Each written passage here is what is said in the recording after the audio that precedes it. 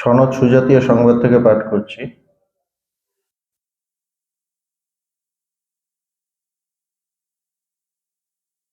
সুখী পুরুষের স্বরূপ বর্ণন। শ্রী সনদ সুজাত উপসংহারে বলিতেছেন, হে মহারাজ, স্ববিষয়ক ইন্দ্রিয় পঞ্চক ও মন এবং অতীত অনাগত ভবিষ্যৎ বিষয়ক চিন্তন হইতে যিনি মুক্ত, তিনি জগতে সুখী বলিয়া পরিগণিত হন। বলছেন কি, জগতে সুখী কে? আলটিমেট তো সুখটাই আমাদের লক্ষ্য, ভালো থাকা। মূল কথা হলো জীবনে এসেছি, বাঁচতে হবে, কিন্তু বাঁচবো কিভাবে?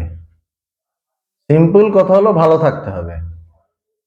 এবার মানুষ তাদের মতো করে নানা রকম ভালো থাকার উপায় বের করে। কেউ এনজয়মেন্ট, বাইরের ইন্দ্রিয় গ্রাহ্য বিষয়ের পেছনে ছুটছে, এটা চাই ওটা চাই ওইভাবে ছুটছে, এবং কেউ ভেতরে খুঁজছে। মূল উদ্দেশ্য হলো ভালো থাকা। যে যাই করুক না কেন তার উদ্দেশ্যটা থাকে ভালো থাকা। তো ওটাই বলছেন, হে মহারাজ, সবিষয় ইন্দ্রিয় পঞ্চক, মানে আমাদের যে পাঁচটা ইন্দ্রিয় আছে, সবিষয় পাঁচটা ইন্দ্রিয়, ইন্দ্রিয় পঞ্চক, এই ইন্দ্রিয়গুলো কি করে? আমাদের জগতের খবর দেয়, এবং পাঁচটা ইন্দ্রিয়ের পাঁচটা বিষয় থাকে। আমাদের পঞ্চ ইন্দ্রিয়, তার পাঁচটা বিষয়, সেই বিষয়গুলো, এবং মন, মানে এই পাঁচটা ইন্দ্রিয়ের অধিপতি হলো মন। এই যে জগতের বিষয়গুলো আমার কাছে আসছে, ওটাকে কে ধরছে? মন ধরছে। মন ওইটা নিয়ে চিন্তা করছে, চিন্তা করে তার ভবিষ্যৎ কার্যসূচি সে ঠিক করছে। এবং মন এবং অতীত অনাগত ভবিষ্যৎ বিষয়ক চিন্তন হইতে যিনি মুক্ত, বলছে যে এগুলো থেকে মুক্ত। পাঁচটা ইন্দ্রিয়ের বিষয়, তার মানে ইন্দ্রিয় যে খবরগুলো আনছে, জগতের খবর, সেখানে সেই চিন্তা আমি করব না। বলছে যে চিন্তন হইতে যিনি মুক্ত, তার মানে এগুলোর চিন্তা। তারপর মানসিক আরো নানা কিছু চিন্তা থাকে। আর কি? অতীত ও অনাগত। অতীত মানে যেটা হয়ে গেছে, আর অনাগত মানে যেটা হয়নি, ভবিষ্যতে হবে। সুতরাং অতীত এবং ভবিষ্যতের চিন্তা। অতীতে আমার সাথে এই হয়েছিল, ওই হয়েছিল, এইটা নিয়ে আমাদের অনেকটা সময় যায়। এটা আমাদের চিন্তার একটা বিরাট বিষয়। আমাদের ভাবনার মধ্যে, আমাদের গল্পের মধ্যে এই অতীতের কথাগুলো উঠে আসে। আর কি আসে? ভবিষ্যতের চিন্তা, আমার ভবিষ্যতে কি হবে, এইটাও আসে। তো বলছে এই চিন্তা, অতীতের চিন্তা এবং ভবিষ্যতের চিন্তা, তার সাথে আমাদের এই পঞ্চ ইন্দ্রিয়ের যে বিষয়গুলো সামনে আসছে, সেই বিষয়ের চিন্তা এবং মানসিক কিছু চিন্তা, এইগুলো থেকে যে মুক্ত, তিনি জগতে সুখী বলিয়া পরিগণিত হন। তিনি সুখী। একদম সিম্পল কথা, এটা সহজ কথা। আর তাদের, মহাপুরুষদের উপদেশগুলো কি হয়? যে এই চিন্তাগুলো থেকে আমি কিভাবে সরতে পারি, তারা ওইগুলোই উপদেশ দেন, যে এই চিন্তাগুলো আমি কিভাবে দূরে সরিয়ে রাখতে পারি। শ্রী সনদ সুজাতের উপদেশ শ্রবণ অনন্তর অতঃপর মহারাজ ধৃতরাষ্ট্র জিজ্ঞাসা করিতেছেন। এবার তিনি আবার জিজ্ঞাসা করছেন। দেখুন, যে কোনো আমাদের ভারতীয় দর্শন কিন্তু প্রশ্ন উত্তরের মধ্যে থাকে। জিজ্ঞেস করছেন, উত্তর দিচ্ছেন, জিজ্ঞেস করছেন, উত্তর দিচ্ছেন, তাই না? এই জন্য মাঝে মাঝে ক্লাসে এসে বলি, কেউ কোনো প্রশ্ন থাকলে করুন, ম্যাক্সিমামই করে না।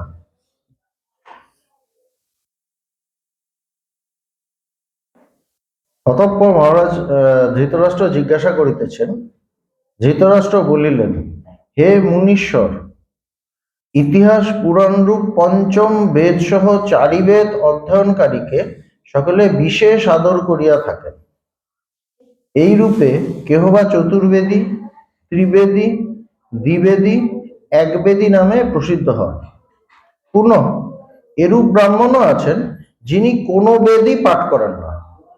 এই সকল ব্রাহ্মণগণ মধ্যে কে সর্বশ্রেষ্ঠ তাহা বলুন, তাহলে তাহাকেই আমি যথার্থ ব্রাহ্মণ বলিয়া জানিব। কি বলছেন? যে আমরা জানি চারটে বেদ, ঋক, সাম, যজু, অথর্ব, চারটে বেদ। আরেকটা কি বলছে? পঞ্চম বেদ, ইতিহাস পুরাণ। ইতিহাস পুরাণ এটাকে বলছে পঞ্চম বেদ। তো বলছেন যে ইতিহাস পুরাণ রূপ পঞ্চম বেদ সহ চারি বেদ অধ্যয়নকারীকে, যে চারটে বেদেই পণ্ডিত, চারটে বেদ যে পড়েছে, তাকে ভারতীয় সমাজ খুব ভীষণ শ্রদ্ধা করে, বিশেষ আদর করিয়া থাকে। এই রূপে কেহ বা চতুর্বেদী, চতুর্বেদী মানে এটা একটা টাইটেল আছে এখন, কিন্তু আগে কি মানে যে চারটে বেদ পড়তো বা চারটে বেদে যে জানতো তাকে চতুর্বেদী বলা হতো। যে তিনটে বেদ তাকে ত্রিবেদী, যে দুটো বেদ তাকে দ্বিবেদী বা দুবে, ওই যে দুবে, আর আর যে একটা বেদ সে বেদী। এইভাবে ইয়ে আছে। চতুর্বেদীকে চৌবেও বলে, চৌবে। এইভাবে প্রসিদ্ধ হন। এরূপ বলছে যে এরকম ব্রাহ্মণও আছে যে কোনো বেদই পাঠ করেনি, এরকম ব্রাহ্মণও আছে বেদ টেদ অত পড়েনি। তো শ্রেষ্ঠ কে আপনি বলুন? যে একটা বেদ পড়েছে, না দুটো, না তিনটে, নাকি চারটে, না ইতিহাস পুরাণও পড়েছে, মানে পঞ্চম বেদও অধ্যয়ন করেছে, বলছে শ্রেষ্ঠ কে? আর যে বেদ পড়েইনি, তাহলে আমি তাহাকেই যথার্থ ব্রাহ্মণ বলিয়া জানিব।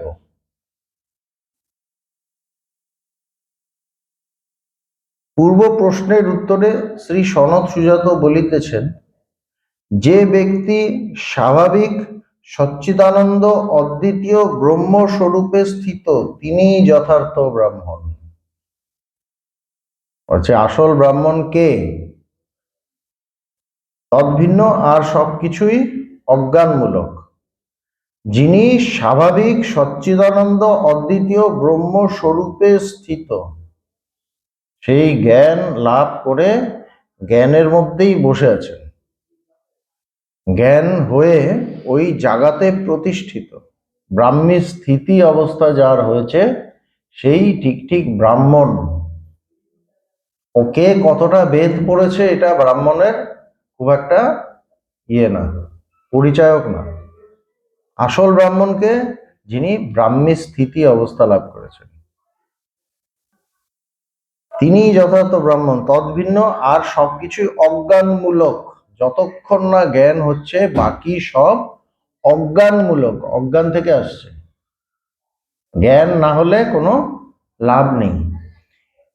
একজন জাতিতে শূদ্র হতে পারে, সে যদি ব্রহ্মজ্ঞান লাভ করে সে ব্রাহ্মণ, যে ব্রহ্মে বিচরণ করে।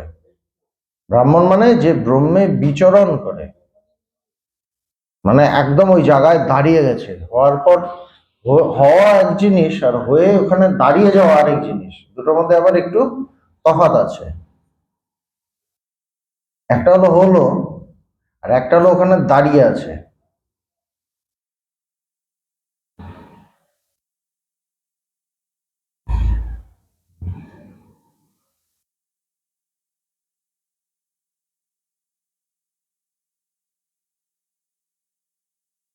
হে রাজেন্দ্র, এক সত্যস্বরূপ বেদ অর্থাৎ ব্রহ্ম বিষয়ক অজ্ঞতা নিবন্ধনী একই বেদ বহু বেদ রূপে ভিন্নতা প্রাপ্ত হইয়াছে।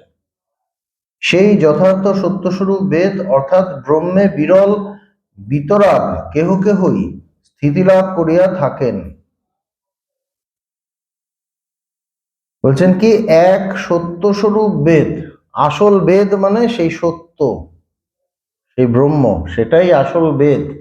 সত্যস্বরূপ বেদ অর্থাৎ ব্রহ্ম বিষয়ক অজ্ঞতা নিবন্ধনী, এক অজ্ঞতা নিবন্ধনী একই বেদ বহু বেদ রূপে ভিন্নতা প্রাপ্ত হইয়াছে। এই বেদ সম্পর্কে যে জ্ঞান, এই যে বেদ যেটা ব্রহ্ম জ্ঞান, সেটাই নানা আকারে বেরিয়ে এসছে। একই ব্রহ্মজ্ঞান নানা আকারে উপদিষ্ট হচ্ছে, উপদেশ দেওয়া হচ্ছে। এই যে নানা আকারে হচ্ছে সেটাকে বলছে যে অনেকগুলো বেদ আছে, 4টে বেদ আছে, কিন্তু একটাই বেদ। বেদ মানে জ্ঞান। বেদ মানে ওইরকম মোটা মোটা বই কিছু শ্লোক লেখা আছে তা নয়, ওটা একদম স্থূল অর্থ। বেদ মানে আসল হলো জ্ঞান, জ্ঞান রাশি। এক বেদই, একই বেদ বহু বেদ রূপে ভিন্নতা প্রাপ্ত হইয়াছে। ঋক সাম যজু ইত্যাদি বেদে, ঋক আদি গ্রন্থেও সেই ব্রহ্মপ্রাপ্তির বিষয় বিচারিত হইয়াছে বলিয়া ওই সকল গ্রন্থ বেদ সংজ্ঞাপ্রাপ্ত হইয়াছে। বিদ ধাতু হইতে বেদ শব্দ নিষ্পন্ন। সংস্কৃত ধাতু থেকে তো শব্দ বেরোয়, বিদ ধাতু থেকে বেদ শব্দটা বেরিয়ে এসেছে। বিদ ধাতু বিচারার্থক, সত্যার্থক, জ্ঞানার্থক ও লাভার্থক রূপে ব্যবহৃত হয়। তো জ্ঞানটা কিভাবে হয়? যে বিচার করছে তাকে বলে ওর কি জ্ঞান। তারপর সত্তাকে বোঝাতেও জ্ঞান বোঝায়, বস্তুটাকেও জ্ঞান বোঝায়। জ্ঞান মানে যেমন বেদ সৎ চিত আনন্দ স্বরূপ, মানে তিনি সৎ স্বরূপ, জ্ঞান স্বরূপ, আনন্দ স্বরূপ। তো ওই সৎ বলতেও, ওই সত্তা বলতেও বা জ্ঞান মানে সত্তা বলতে সত্যার্থক, জ্ঞানার্থক ও লাভার্থক। আনন্দ হলো, আনন্দ পেলাম, লাভ হলো, প্রাপ্তি হলো, সর্বপ্রাপ্তি, ওটাকেও ওটাকেও জ্ঞান রূপে বলছে, বেদ রূপে বলছে। লাভার্থকও ব্যবহৃত হয়। ধাতুগত অর্থে ওই গ্রন্থ সকল ব্রহ্মপর্য বসাই বলিয়া ওই গ্রন্থ সকল বেদ নামে খ্যাত। তো বেদ যে গ্রন্থগুলো আছে সেটাকে বেদ বলছে কেন? জ্ঞানটাই যদি বেদ হয়, গ্রন্থগুলোকে বেদ বলছে কেন? বলছে সেখানে ব্রহ্ম বিদ্যাটাই বলা হয়েছে, ওটা ব্রহ্মকে নির্দেশ করছে, নির্দেশ করছে বলে ওকে বেদ হিসাবেই বলা হয়। ও নির্দেশটা বেদ মানে ব্রহ্মকেই করে, সেই জন্য বলা হয়। বলছে যে সেই যথার্থ সত্যস্বরূপ বেদ অর্থাৎ ব্রহ্মে বিরল বিতরাগ কেহ কেহই স্থিতিলাভ করিয়া থাকে। ব্রহ্মে স্থিতিলাভ কে করে? বলছে বিরল বিতরাগ, যে সমস্ত যার কোনো কিছুতে আসক্তি নেই, বিতরাগ বিরল, এবং যার কোনো কিছুতে আসক্তি নেই, আসক্তি শূন্য, সেরকম তারা বিরল হয়, খুব কম।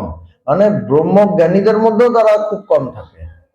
নাহলে আসক্তি থাকে, এটাতে আসক্তি, ওটাতে আসক্তি, হয়তো কিছু জায়গা একটু আটকে আছে, জ্ঞান হয়েছে কিন্তু হয়তো একটু আটকানো। কিন্তু বলছে বিরল কিছু কেউ কেউ আছে যারা একদম বিতরাগ। হে রাজেন্দ্র, তুমিও ঐরূপ জানিয়া সত্যস্বরূপ ব্রহ্মে স্থিতি লাভে সমর্থ হইয়াছ কি? বলছে তুমি কি সেই জায়গায় স্থিতি লাভ করেছ? ইয়াকে জিজ্ঞেস করছে ধৃতরাষ্ট্রকে। আসন্ন সর্বসংহারী যুদ্ধে স্বজন মৃত্যু ভয়ে ভীত মহারাজ ধৃতরাষ্ট্রকে সর্বশোক মহাতীত তত্ত্বে স্থিতিলাভে প্ররোচনা দিবার উদ্দেশ্যেই ভগবান শ্রী সনদ সুজাত বিরল কোনো ভাগ্যবাণী তদ উপদিষ্ট জ্ঞান সহায়ে এইরূপ দিব্য স্থিতিলাভে কৃতার্থ হন, এই কথা সূচিত করিলেন। বলছে তাকে সামনেই যুদ্ধ আসছে, এ মারা যাবে, সে মারা যাবে, এটা তো একটা ভালো সময় নয়, দুঃখেরই সময়। সেখানে যাতে তিনি, এবং তিনি নিজেও মৃত্যু ভয়ে ভীত, সেজন্য তাকেও বলছে যে তুমি তাকে মানে উৎসাহ দিচ্ছে যে তুমিও সেই ব্রহ্মের স্থিতি লাভ করো, তাহলে তুমি বেঁচে যাবে, তাহলে তুমি বাঁচবে। বলছে যে মৃত্যু ভয় ভীত মহারাজ ধৃতরাষ্ট্রকে সর্বশোক মহাতীত তত্ত্বে, এবং সেই তত্ত্বটা কি? সমস্ত শোক এবং মোহের অতীত। তাকে জানলে সমস্ত শোক থেকে তরতি শোকাম আত্মবিদ। বলছে যিনি আত্মবিদ তিনি শোক মানে পার করে যান, এবং সর্বশোক মোহাতীত, এবং কোনো মোহ থাকে না, কোনো কিছুর ওপর কোনো মোহ থাকে না।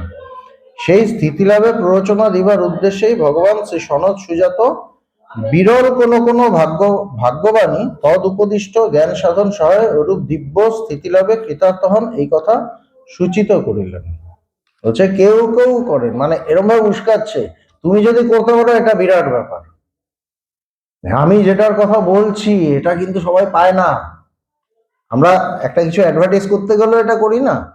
আমাদের এই দোকানে দেখুন, এইটা কোথাও পাবেন না, সারা বাজারে ঘুরে দেখুন, বললাম না, মানে ওরকম ভাবে তাকে ইয়ে করছেন যে তুমি এটার জন্য যাও।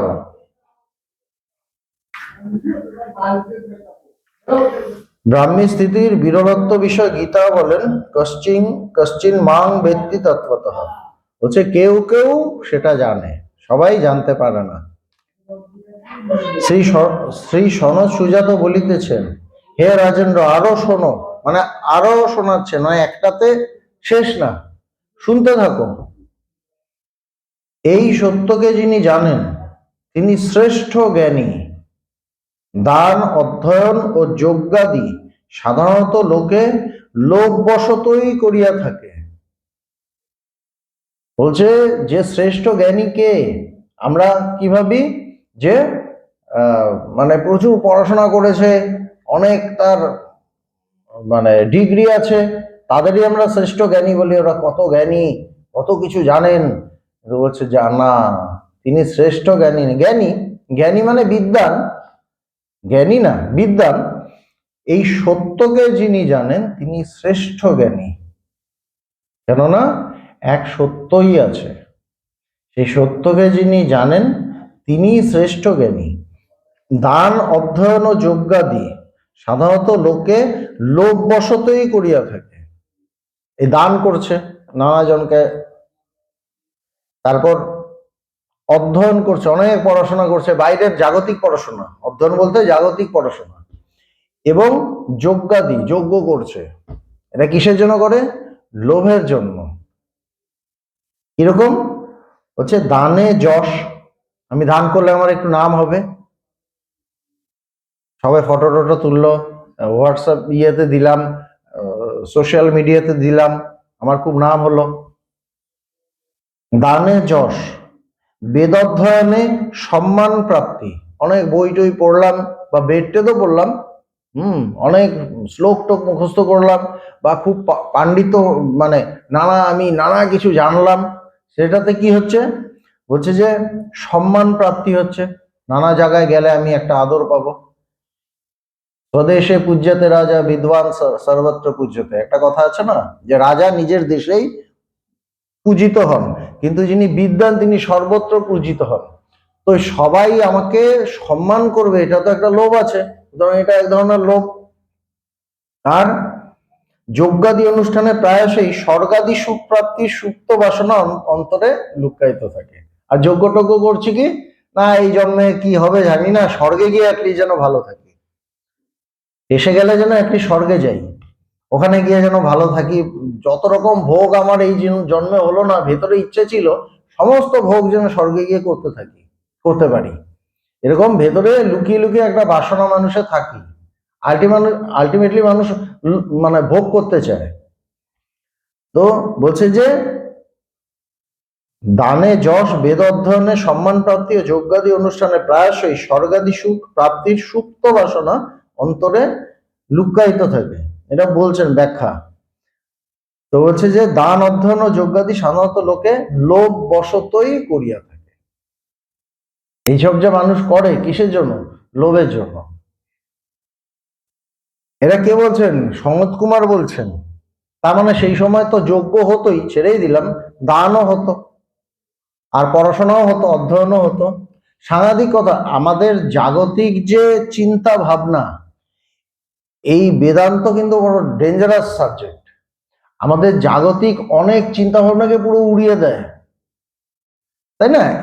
জেনারেল একটা বাড়িতে একটা সন্তান জন্মালো, তো বাবা মা কি চায়? বড় হবে, ভালো হবে, খুব সুন্দর করে পড়াশোনা করবে, অধ্যয়ন এসে গেল, তারপর সে ভালো চাকরি টাকরি পেলো, এবার সে কি করবে না, একটু মানুষকেও দান টান করলো, গরিব দুঃখীকে দান টান করলো, যারা একটু ভালো মানুষ, যারা ফালতু তারা তো ছেড়েই দিলাম, তারা শুধু ভোগের উপরই তার পয়সা খরচ করে, যারা ভালো জাগতিক ভাবে তারা ওই দান টান করবে, ওটাকেও চার্জ করে দিয়েছে, বলছে তুমি দান করো, তোমার লোভ আছে, তাই না? খুব পড়াশোনা করেছো, তোমার ওখানে লোভ আছে, সম্মান প্রাপ্তি। এখন চাকরি বাকরি এসব হয়ে গেছে, কিন্তু আর যজ্ঞ, সবাই দেখছে দারুণ যজ্ঞ করছি, বলছে তোমার ভেতরে সুপ্ত বাসনা আছে, তোমার স্বর্গে গিয়ে ভোগ করবে। এখানে দেখা যাচ্ছে তুমি বেশি ভোগ টোগ করছো না, কিন্তু স্বর্গে গিয়ে তুমি ভোগ করতে চাও, সুপ্ত বাসনা আছে। একদম মানে সাংঘাতিক ভাবে ধরে, কিচ্ছু রাখতে দেবে না। জ্ঞানটা কি করে, কিচ্ছু রাখতে দেয় না, একবার সব সব মানে এই জন্য বলছে সর্বকর্মাণি ভস্মসাৎ কুরুতে তথা। জ্ঞানাগ্নি এটাই করে, আমাদের যত যা কিছু কর্ম সংস্কার যা কিছু আছে একদম পুড়িয়ে ছাই করে দেয়, লোভ বশতই করিয়া থাকে। সৎস্বরূপ স্বাভাবিক ব্রহ্মভাব হইতে বিচ্যুত এবং অনাত্মা দেহাদিতে আত্মভাবাপন্ন জীবের সর্ব সংকল্পই ব্যর্থতায় পর্যবসিত হয়। অতঃপর ওই ব্রহ্ম বিষয়ক অজ্ঞানবশতই অর্থাৎ সৎস্বরূপ ব্রহ্মকে জানিতে না পারায় সংসারে তাহাদের কৃত যাগযজ্ঞাদি বিবিধ কর্ম বিস্তার লাভ করে। দারুণ কথা হচ্ছে কি, সৎস্বরূপ স্বাভাবিক ব্রহ্মভাব হইতে বিচ্যুত,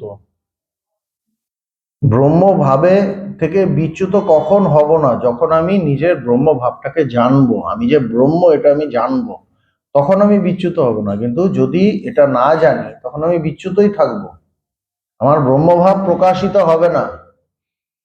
তো বলছেন যে স্বাভাবিক ব্রহ্মভাব হইতে বিচ্যুত এবং অনাত্মা দেহাদিতে আত্মভাবাপন্ন, দেহকে আমি বলে ভাবা।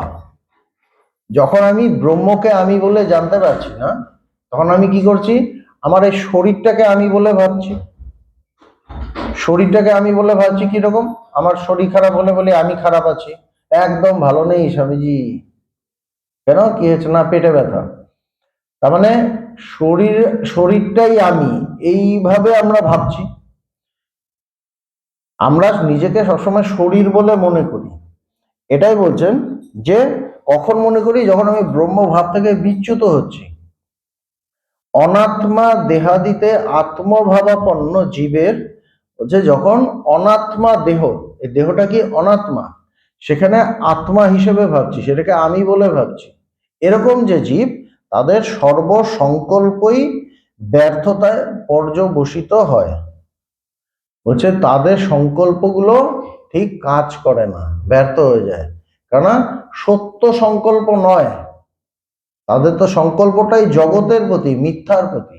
ব্যর্থ কেন হয়, ব্যর্থ কখন হবে না, যখন আমি একটা সংকল্প করলাম, সেটা পেলাম, তারপর আর কোনো সংকল্প উঠবে না।